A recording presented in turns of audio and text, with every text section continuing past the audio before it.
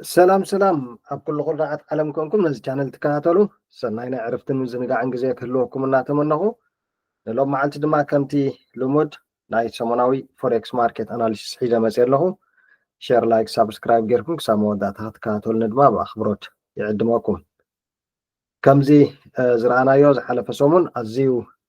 فولاتايل زخونة سومن يقني مالتي مستي ناي US presidential elections نبره ሪዛልት ድማ እንድሕሪናዮ ምስቲ ትራምፕ ኣብ ስልጣን ምምፅኡ ንማርኬት ሓደ ዓብይ ፅቡቅ ኒውስ ስለ ዝኾነ ማርኬት ድማ ብምሉእ ኣግረሲቭ ዝኾነ ፓምፕ ኣፕ ክገብር ቀኒ ማለት እዩ ዋላ ዶላር እውን ኣዝዩ ሕጉስ ዝኾነ ሶሙን ቀኒዎ ማለት እዩ ሕጂ ድማ ኣብ ርእሲኡ እውን እቲ ናይ ኢንተረስት ሬት ናይ ኤፍኦኤምሲ ሚቲን ወይ እቲ ፌደራል ኦፕን ማርኬት ዝበሃሉ ዝነበረ ማለት እዩ ኩሉ ተደማሚሩ ንማርኬት ኣዝዩ ዝፀልይ ነይሩ ላስት ዊክ ሕጂ ግን ኩሉ ሓሊፉ ኣብቲ ኖርማል ናይ ማርኬት ቴክኒካል ኣናሊሲስ ናብኡ መፂኡ ኣሎ ማለት እዩ እዚ ሙቭዝ እንድሕር ሪእናዮ ኣብ ዶላር ኢንዴክስ ብምሉእ እዚ ሙቭዝ እንድሕር ሪእናዮ ናይ ትራምፕ ኣብ ስልጣን ምምፃእ ዝነበረ ማርኬት ቮላቲሊቲ ማለት እዩ ሕጂ ድማ ነዚ ዝመፅእ ዘሎ ሰሙን ኣብቲ ፋንዳሜንታል ሳይድ ብዙሕ ማርኬት ክፀሉ ዝኽእል ኒውስ የብልናን ሲፒአይ እቲ ኮንሱመር ፕራይስ ኢንዴክስ ኣለና ኔክስት ዊክ ግን ዓብይ ረዋሒ ኣይኮነን ማለት እዩ ኣብ ማርኬት ምዝ ዝሓለፈ ሰሙን ክረአ እንከሎ ሕጂ እንታይ ኢና ክንፅበየ ካብ ዶላር ኢንዴክስ ወይ ብሓፈሻ ካብቲ ማርኬት ዶላር ኢንዴክስ ነዚ 105.2 ማርኬት ስትራክቸር ነዚ እንድሕር ብሬክ ገይርና ኮንቲኔሽን ንላዕሊ ክንፅበይና ማለት እዩ ኦል ደ ዌይ ማርኬት ድማ ክሳብ ኣብዚ 1.106 ከባቢ ክሳብ ኣብዚ ናይ ምውፃእ ተኽእሎ ክህልዎ ማለት እዩ ግን በዚ ሕጂ ኣቂመልና ዘሎ ማርኬት ስትራክቸር መሰረት ግን እሱ ብዙሕ ዝመፅእ ኣይኮነን ማለት እዩ ስለዚ እንታይ ክንፅበይና በዚ ዘለዎ ማርኬት ኣብዚ ናይ 4 hour ታይም ፍሬም እንድሕር ሪእናዮ ሙሉእ ብምሉእ ሪጀክት ኮይኑልና ኣሎ ስለዚ ነዚ ዝመፅእ ዘሎ ሰሙን ኬርፉሊ ነዚኣ ስትራክቸር እዚኣ ክረአየና ማለት እዩ ቢሪሽ ካንድል ፎርም እንድሕር ጌርና ሴል ፖዚሽን ናይ ምምፃእ ተኽእሎታት ኣለዎ ዶላር ኢንዴክስ እሞ ድማ ኣብዚ ኢምባላንስ ማርኬት ስትራክቸር ወይ ድማ ፌር ቫሊ ጋፕ ስለ ዘለና ፕራይስ ናብዚ 103.5 ናይ ምውራድ ፕሮባቢሊቲ ኣለዎ ማለት ስለዚ ዶላር ኢንዴክስ ነዚኣ ትመስል ናይስ ዝኾነ ስእሊ ሂባትና ኣላ ነዚኣ ብምክትታል ኣብቲ ናህና ካረንሲ እቶም ትሬድ ንገብሮም ማለት እዩ ናብ በዓል GBP USD ክንመፂና ማለት እዩ ኣብ ናይ GBP USD እንድሕር መፂና እውን ከምቲ ቀዲምና ክሪኦ ፀናሕና እዚ እቲ ናይ ትራምፕ ምምራፅ እዩ ነዚ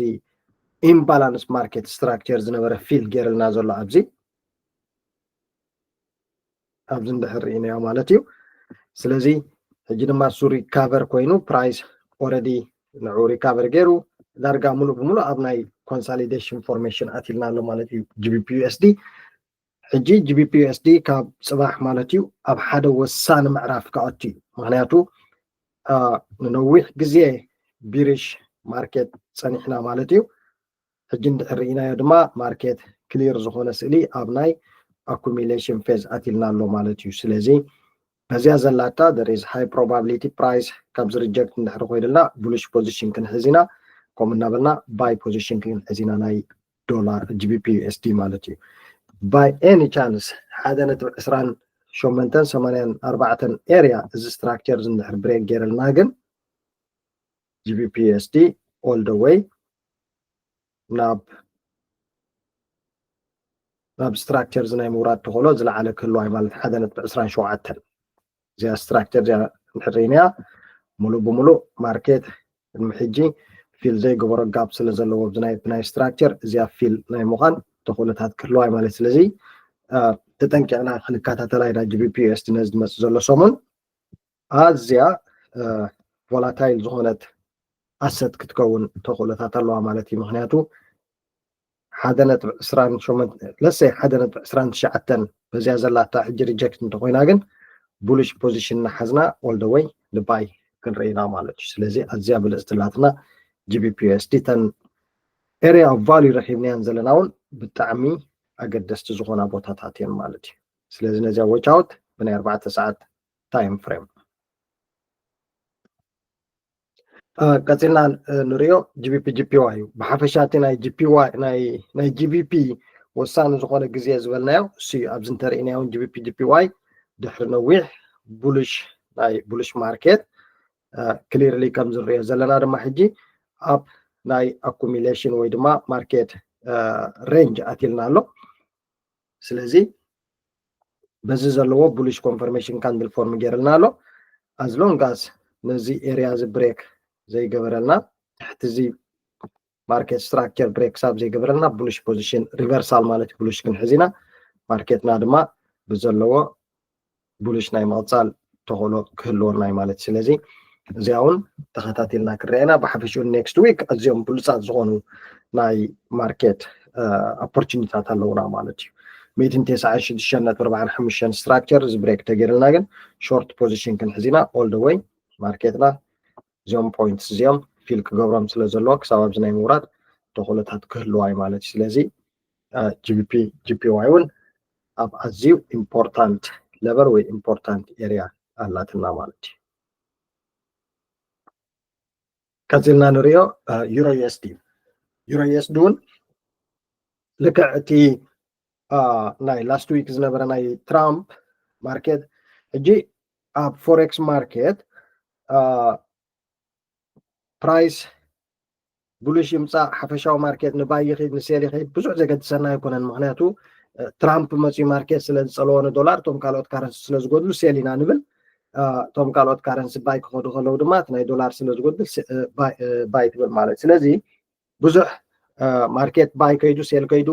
ወይ ትራምፕ ከምዚ ምፅእዎ ገለ ንፎሬክስ ማርኬት እቲ ኖት ቢግ ዲል ኣይኮነን ማለት እዩ ከምቲ ናይ ካልእ ናይ ስቶክ ናይ ክሪፕቶ ገለ ይኮነን ኣብ ፎሬክስ ማርኬት ቡሊሽ እንድሕር ኢኻ ባይ ክትብል ኢኻ ብሪሽ ተቆይሉ ኢኻ ሴል ክትብል ኢኻ ማለት ስለዚ ብዙሕ ዓውኢታት ኣይነብልና ማለት እዩ ክሊርሊ ድማ ከም ዝሪኦ ዘለና ንዩሮ ብጣዕሚ ዶላር ስለ ዝወሰኸ ዋጋ ዝሓለፈ ዩሮ ድማ ክሊርሊ ከም ዝሪኦ ዘለና ሙሉእ ብምሉእ ሴል ነይሩ ማለት እዩ ሕጂ ድማ እንድሕር ኢናዮ ፕራይስ ስትሬት ኣወይ ሪጀክሽን ሚቲጌት ገይርና ኣሎ ሚቲጌሽን ኣብዚ ንርኢ ኣለና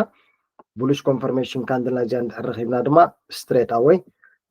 ቡሊሽ ፖዚሽን ክንሕዝ ኢና ኣብ ዩሮ ማለት እዩ ዩሮ ዩኤስዲ ኤንድ ጂቢፒ ዩኤስዲ anyway they are positive correlated pairs ክልቲኦም ተሰሓሒቦም እዮም ዝኸዱ እቲ ሓደ ንባይ ክኸይድ ከሎ እቲ ሓደ ድማ at the same time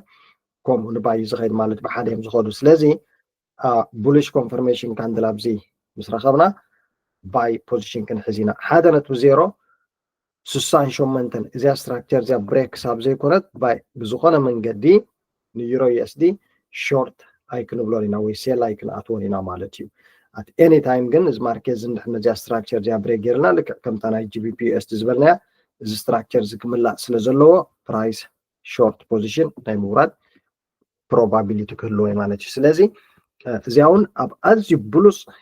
ቦታ ወይ ድማ ብሉፅ ማርኬት ስትራክቸር እያ ቆይማትልና ዘላ ስለዚ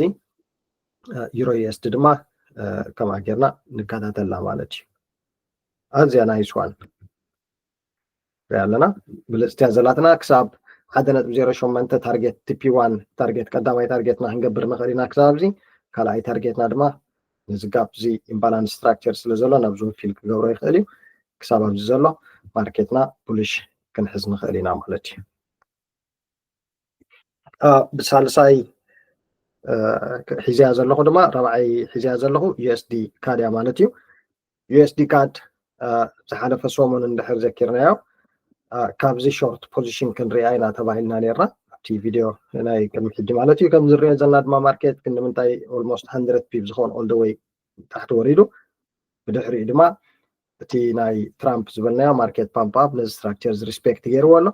ሕጂ ሓደ ሳይን ናይ ማርኬት ሪቨርሳል ንርኢ ኣለና ማለት እዩ ኣብዚ ስትራክቸር እዚ እዚ 1.3944 ስትራክቸር ነዚ ብሬክ ሳብ ዘይገበሮ ዩኤስዲ ካድ ሾርት ፖዚሽን ናይ ምምፃእ ተኽእሎ ዝለዓለ ፕሮባቢሊቲ ኣለዋ ማለት እዩ ስለዚ ንእሽተይ ፑሽ ናብዚኣ ስትራክቸር እዚኣ ክርኢና ብድሕሪኡ ስቶፕ ሎስ ናህና ኣባቭ ጌርና ድማ ሴል ፖዚሽን ክንከይድ ኢና ስለዚ ዋላ ብናይ ኣብ ዝሓለፈ ብዙሕ ተዘራሪብና ኣላ ነርና ናይ ሃየር ታይም ፍሬም ዋላ ጌርናዮ ዴይሊ ታይም ፍሬም እንድሕር ርኢናዮ ኣዝዩ ብሉፅ ዝኾነ ማርኬት ሪቨርሳል ንርኢ ኣለና ማለት እዩ ስለዚ ቢሪሽ ካንድል ንድሕር ፎርም ጌራትና ካብዚ all the way short position ናይ ምምፃእ ዝለዓለ probability ኣለዋ ማለት እዩ USD CAD ኦኬ ቀፂልና ንሪኦ ጎልድ ኣዝዩ እሱን ሓደ ካብቶም ብዓብ ዝተፀልቡ በዚ ናይ ትራምፕ ምምራፅ ብሓፈሻ በቲ ናይ ኢሌክሽን ማለት እዩ ብጣዕሚ ኣግረሲቭ ዝኾነ ቢሪሽ ማርኬት ንርኢ ኣለና ኣብዚ ሕጂ ድማ ማርኬት ሪካቨሪ ወይ ድማ ፑልባክ ድማ ሙሉእ ብሙሉእ ማርኬትና ብዝሓለፈ ሰሙን መወዳእታ ሰሙናት ዘሎ ማለት እዩ መወዳእታ መዓልታት ናይቲ ሰሙን ሙሉእ ብሙሉእ ሪካቨር ገይርልና ነይሩ ማለት እዩ ኩልና ኣስ ዴይሊ ትሬደርስ መጠን ድማ እዚኦም ካንድልስ ሓንቲ ካንድል ሞርዛን ኢናፍ ንዓና እዚኣ ካንድል እዚኣ እንተሪእና 100 ገለን ፒፒ ማለት ስለዚ ንደይ ትሬደር this is more than enough ክሳብ ሙሉእ ማርኬት all the way ዝኸይድ ምፅባይ የድልየናን እዩ ግን ሕጂ ኣቂምዎ ዘሎ ማርኬት ስትራክቸር እንተሪእና ኢኻ ኣዝዩ ብሉፅ ዝኾነ እዩ ማለት እዩ ስለዚ 2681 እዚኣ ስትራክቸር እዚኣ እንድሕር ብሬክ ጌራትልና all the way short ክንሕዚና ክሳብ 2649 ኤርያ ክሳብ ኣብዚኣ ማለት እዩ all the way በዚ ዘለዎ እዚ it is just to pull back ማለት እዩ ማርኬትና pull back ጌርልና ኣሎ ሕጂ ድማ continuation ንላዕሊ ናይ ምኻድ ዝለዓለ possibility ኣለዎ ማለት እዩ ስለዚ ኣብዚኣ እንድሕር bullish confirmation ብናይ 4 ሰዓት ማርኬትና እንድሕር ፎርም ጌራትልና ከዓ stop loss ናህና ቢለው ጌርና buy position ክንሕዚና ክሳብ ኣብዚኣ ማለት እዩ ካብዚ ድማ continuation ክሳብ ኣብቲ ናይ last 2-3 weeks ዝነበረ high ናይ ምኻድ ትኽእሎ ከሎ እዩ እዚኣ let me show you in a smaller time frame ብናይ smaller time frame ንሪእና ሕጂ ኣብዚ ክሪኣ ንኽእል ኢና ማዕረ ክንደይ ብሉፅ ዝኾነ ናይ ደማንድ ሌቨል ወይ ድማ ናይ ሰፖርት ፖዚሽን ኣቂሙልና ከም ዘሎ ማለት እዩ ስለዚ 4 hour time frame bullish candle ተሂብና stop loss ናህና ቢለው ጌርና all the way ቲፒና ቲፒ1 ክሳብ ኣብዚ ቲፒ2 ድማ ንላዕሊ ክሳብ ኣብቲ ናይ ቅድሚ 2 ሰሙን ዝነበረ ሃይ ክሳብ ታርጌት ብምግባር ክንከታተላ ኢና ማለት ስለዚ እዚአን GBP USD Euro USD GBP GPY USD CAD Gold እዚአን ፓየርስ እዚአን ኣዝየን ብሉፃት እየን ዘለዋና ማለት እዩ ስለዚ ነዚኣ ዝመፅእ ዘላ ሰሙን ነዚአን ፓየርስ እዚአን ብምክትታል